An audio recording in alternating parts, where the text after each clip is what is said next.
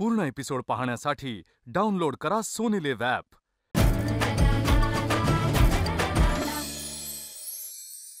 गृहिणींच्या आयुष्यात अगदी रोज रोज पिच्छा पुरवणारा एकच प्रश्न, आज काय बनवूया?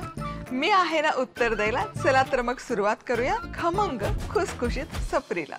आज आपण काय बनवतोय? आज आपण पारंपरिक पद्धतीने एक पालेभाजी पाहत आहे, एकदम पौष्टिक आणि त्यात कॅल्शियम भरपूर आहे।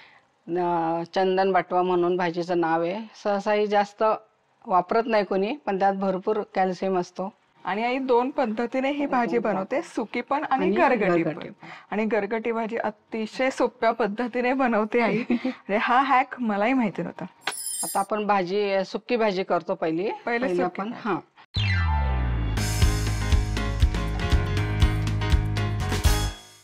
तेल गरम केलंय तर सगळ्यात आधी आपण घालूया जिरं। जिरं तडतड झाले की आपण त्यात घालणार आहोत लसूण। भरपूर लसूण टाकायचा।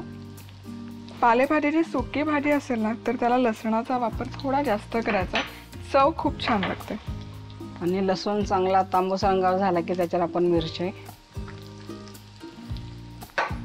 आणि एक सारखं परतून घ्यायचं। आता इथे चंदन बटवा आहे, मी एक जुडी घेतली होती, त्यातली अर्धी जुडी आम्ही गरगटीसाठी वापरतो आणि अर्धी जुडी सुकी भाजीसाठी। सुकी भाजीमध्ये तुम्हाला आवडत असेल तर तुम्ही कांद्याचा वापर करू शकता, पण मला एकतर चंदन बटवाची भाजी खायला प्रचंड आवडते, पण विदाउट कांदा। मला कुठलीही पालेभाजी विदाउट कांदाच खायला आवडते। कांदा जास्त वापरला की छान लागते। इव्हन शेंगदाण्याचा कूट, डाळी नाही, नुसत्या त्या परतलेल्या भाज्या मला पर्सनली लसणाच्या फोडणीत परतलेल्या भाज्या खूप आवडतात। तुम्हाला आवडत असल्यास तुम्ही डाळ घालू शकता, मूग डाळ भिजवून, त्याचसोबत कांदा परतून घेऊन मग भाजी घालू शकता। पण ही नुसती परतलेली जी पालेभाजीची चव आहे ना, ती चव और आहे। आणि चंदन बटवा ना हा इथे असा दिसतो, तर बऱ्याच जणांना कन्फ्युजन असतं। चाकवतला बरेच जण चंदन बटवा समजतात, हे बऱ्याच जणांकडून मी ऐकलंय। कारण याची पानं दिसायला सेम आहेत, चाकवत सारखी त्याची पानं दिसतात, पण चाकवतची पानं मोठी मोठी असतात, तर चंदन बटवाची पानं कोवळी आणि लहान असतात आकाराने, आणि हलकासा तांबूस रंग याच्या देठाला असतो। म्हणजे तुम्ही चंदन बटवा जर विकत आणायला गेलात, चाकवत नका आणू, त्यासाठी मी हे तुम्हाला भाजी दाखवते की ही दिसतीये कशी। आता लसूण आणि मिरची छान अशी परतून घेतली, एकदम तांबूस रंगावर लसूण झालेला आहे। त्यात आपण आता भाजी टाकणार। सो भाजी आम्ही निवडून स्वच्छ धुवून घेतली आहे।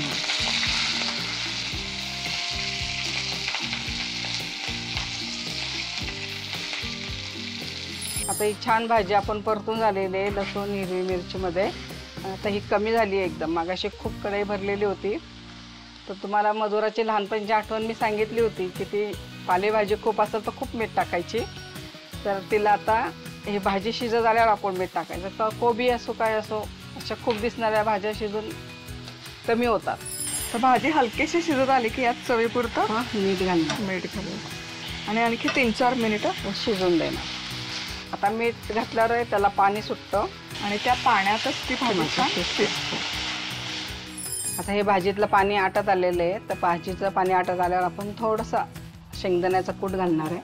कूट नाही घातला तरी चालतो, विदाउट कूटच ती खूप सुंदर लागते चवीला। त्या भाजीची मूळ ती भाजीची चव आहे ना, ती अफलातून आहे। मला पर्सनली खूप आवडतं चंदन बटवा खायला, त्यामुळे जर कूट नाही घातला तरी चालेल। आणि आता आणखी एक 2-3 मिनिटं शिजवून घे। आणि आता आपली ही चंदन बटव्याची भाजी बनवून तयार आहे। मस्त सुवास येतो, सुगंध छान आहे। चंदन बटवा सुकी भाजी करण्यासाठी लागणारं साहित्य: 1 मोठा चमचा तेल, अर्धा चमचा जिरे, चिरलेल्या लसूण पाकळ्या, हिरवी मिरची, अर्धा जुडी चंदन बटव्याची भाजी, चवीनुसार मीठ, भाजलेल्या शेंगदाण्याचं कूट। गरम तेलात जिरं, लसूण, मिरची परतून घेत स्वच्छ निवडून धुवून घेतलेली भाजी यात घालायची। भाजी शिजत आली की त्यात चवीप्रमाणे मीठ घालायचं, वर दाण्याचा कूट घालायचा आणि ही भाजी शिजवून घ्यायची। झाली आपली चंदन बटव्याची सुकी भाजी तयार।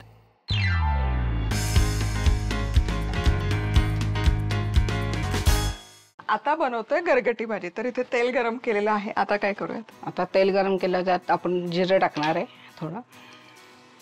हे जिरं तडतडले की त्याच्यात आपण मोहरी, तर इथे काय केल्या, थोड्या लसणाच्या पाकळ्या, हिरवी मिरची मिक्सरमध्ये टाकून ओबडधोबड त्याची पेस्ट करून घेतली. हा पूर्ण ठेचा घालायचा आणि हा ठेचा छान परतून घ्यायचा. हे आता चांगलं आलं लसूण जिरे मोहरी परतून झालेलं आहे. खूप मस्त असा सुगंध येतोय. तर यामध्ये ना आईने काय केलंय, चंदन बटव्याची पानं मिक्सरच्या भांड्यामध्ये टाकून हलकीशी फिरवून घेतलीत.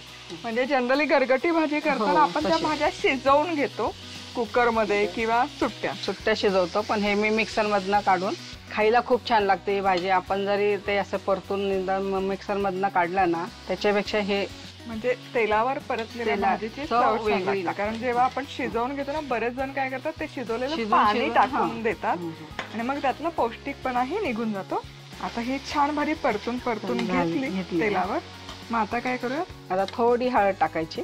अच्छा, भाजीतच हळद टाकायची आणि भाजी एका साईडला घेऊन आता हे आपण डाळीचं पीठ टाकतोय त्या भाजीमध्ये चांगलं आधी थोडंसं परतून घ्यायचं आणि मग भाजीमध्ये मिक्स करायचं ते परत, म्हणजे त्याचा कच्चेपणा निघून जातो. आता काय, हे बेसन छान भाजलं आपण. आता ह्याला शिजण्यापुरतं आपण काय करणार आहे, थोडं पाणी घालणार आहे. मिक्सर मध्ये ही भाजी फिरवली होती त्याचंच पाणी आपण घेतलंय. चवीपुरतं मीठ. आणि आता ह्याच्यात आपण डाळ आणि शेंगदाणे 4-5 तास भिजत टाकले होते. ते 4-5 तास भिजल्यावर आपण ह्याच्यात आता भाजी शिजून घेतल्यावर हे टाकायचं असतं. आणि आवडीप्रमाणे तुम्हाला आंबट गोड कशी लागत असेल तेवढं चिंचगुळाचा कोळ. आणि आता हे एकसारखं 10 ते 15 मिनिटं छान शिजवून घ्यायचं. आणि भाजी आता छान शिजवून झाली. 10 मिनिटं झाकण ठेवून मस्त शिजवली आहे. वा, खूप मस्त सुगंध दरवळला आणि तुम्ही बघू शकाल दिसतीये पण जबरदस्त. रंग बदलला नाही ह्याचा. आपण घाई करतो, कुकरमध्ये लावतो किंवा सुट्टी वापरतो, त्याच्यामुळे त्याचा कलर जरा वेगळा होतो. पण ही अशी परतून केलेली भाजी कलर केवढा म्हणजे छान दिसतो. म्हणजे जो हिरवा कच्चा पालेभाजीचा जो नैसर्गिक रंग आहे तो या पद्धतीने जर गरगटी भाजी केली तर तो नैसर्गिक रंग तसाच टिकतो. कुकरमध्ये वाफवून घेतली तर त्याचा रंग पूर्ण बदलून ती काळपट्ट भाजी होते. सो आता आमच्या दोन्हीही भाज्या बनवून तयार आहे. सुकी भाजी पण झाली आहे, गरगटी भाजी पण तयार आहे. ही कशासोबत खायची? हे बाजरीची भाकरी, ज्वारीची भाकरी, तुम्ही कशाबरोबर, भात. मेन म्हणजे भाकरीसोबत ही भाजी जबरदस्त लागते. बाजरीची भाकरी असेल, तीळ लावले तर आहा, क्या बात आहे.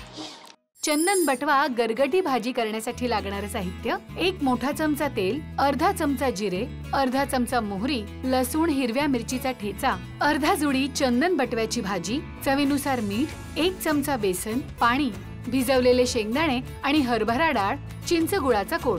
गरम तेलात जिरं, मोहरी, लसूण, मिरचीचा ठेचा आणि मिक्सरमध्ये हलकीशी फिरवून घेतलेली चंदन बटवा भाजी घालायची आणि परतून घ्यायची. बेसन पण परतून घ्यायचं आणि मिसळून घ्यायचं. आता यात पाणी, चवीप्रमाणे मीठ, भिजवून घेतलेले चणा डाळ आणि शेंगदाणे घालायचे. वर आवडीप्रमाणे चिंच गुळाचा कोळ घालायचा. झाली आपली चंदन बटव्याची गरगटी भाजी तयार. आज आपण 4 प्रकारचे मिल्कशेक्स असे स्ट्रीटवर मिळतात ना, परफेक्ट त्या पद्धतीने कसे बनवायचं ते बघतोय.